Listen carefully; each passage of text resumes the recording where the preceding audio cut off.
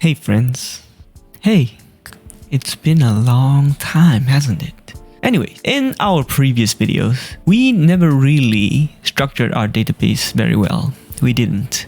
We basically just had this mess. It's kind of messy, and it doesn't really make sense because for our platform, we need to have users, right? We have to log in and everything, but we also need to have to-dos, and those to-dos belong to users, right?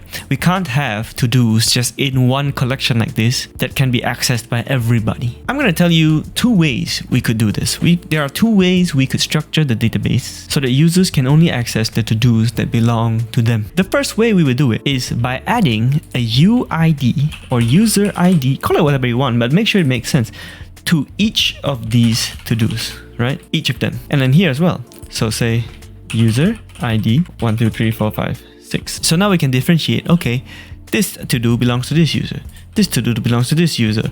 And so on the front end, when we query, we can say, get me all the to-dos where, remember that where filter? Give me all the to-dos where the user ID equals my user ID. It's that simple.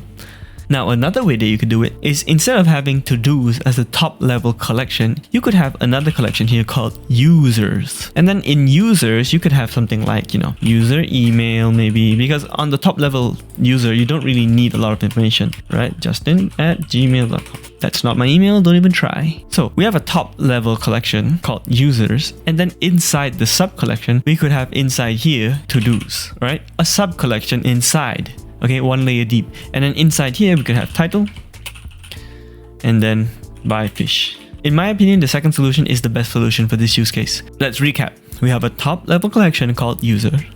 Inside here, we would have a lot of users, right? A lot of user documents. On the user document itself, you don't need to store any information. You'll have like user email and maybe that's about it. But then on the user document, you can have a to-do collection as well. This is what we call a sub collection. Any collection that's not on the root level, which is inside some other document, is called a sub collection. So user ID, then to-dos, then to-dos ID, right? To-dos ID. So you would have this structure,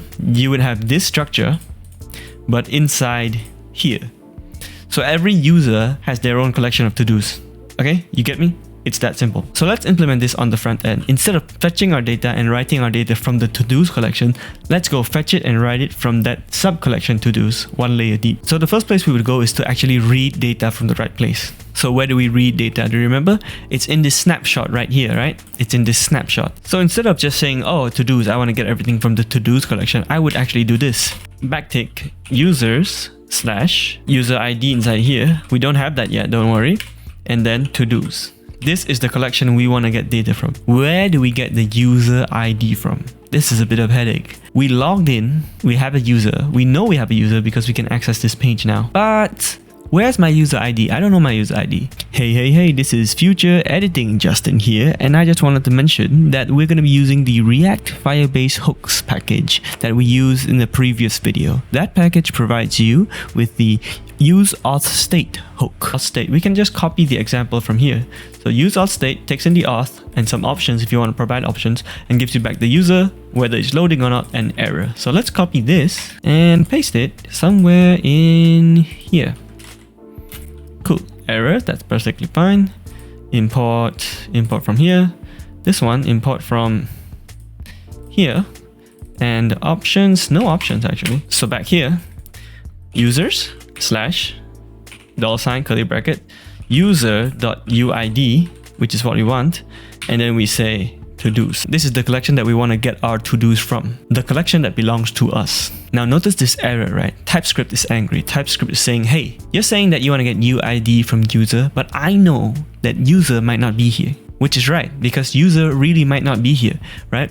So what I can do is I can say that this use effect should run when user changes. So user is the dependency that will trigger this use effect, okay? And then here I can say if no user, then return, which means that if there's no user, everything below this shouldn't even run. So now TypeScript is happy because TypeScript knows, hey, okay, you're saying that if there's no user, we wouldn't even hit this. And if there is a user, then I know for sure that we have a UID. And that's making TypeScript happy. That's the benefits of TypeScript, right? You might think, but I know for sure that I have a user at this point. No, you don't know for sure.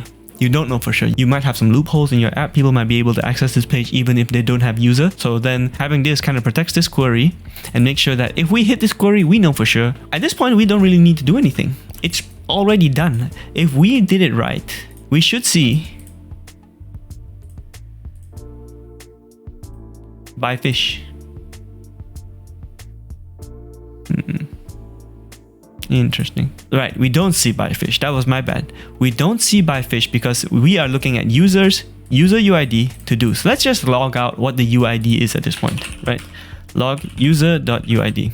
And here we see our UID is xgatefear. That's a cool randomly generated UID, but that is in fact our UID, this logged in users UID. Do we have that in the collection? No, we have users and this random UID to-dos. So we don't have anything down that path. So there's nothing to read, right? Because it doesn't exist, which is good. It didn't show anything. We caught ourselves making a stupid mistake. So how do we get data down that path? Now we do the right part. Where did we do the right? Here, right? Add doc to database. So I'm saying collection here. So we actually need to do the same thing. Take this, copy, and replace this. We read from this path and we also write to this path. Now we're seeing the same error here, right? User UID. There are a few ways you could solve this. You could do it by taking this and putting it inside here. And then you could say if no user return. That would work. That would make TypeScript happy. Or you could pass user to this function. You could say, okay, this function takes it another parameter called user, and this is a user.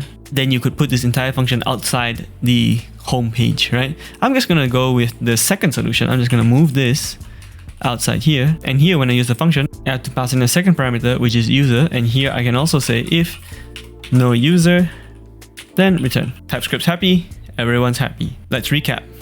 On click, I check whether we have a user. We should, okay, but I'm just gonna make TypeScript happy. We should have a user. Then I call this function, which I use to add documents, which now has a new parameter called user. Why does it have a new parameter called user? Because we need the user's UID to know where we should write this to do to. Now, if we come back here and say buy potatoes, add, it worked. It worked. And if we go back to the database, we should see, hey, user, we have a new user in here. And then this user has to-dos. And this to-do is here, buy potato. And if I add more, lol. This works too. Add it in here, lol. Cool. Very nice. Very cool. That basically covers database restructuring. This probably is as complex as it should get for database restructuring in Firebase for a to-do list, right? A very simple to-do list. In the next episode, we're going to talk about rules. Firebase Firestore rules. How do you prevent other users from accessing to-dos from other users, right? We're going to talk about that in the next episode. Thanks so much for watching. Goodbye.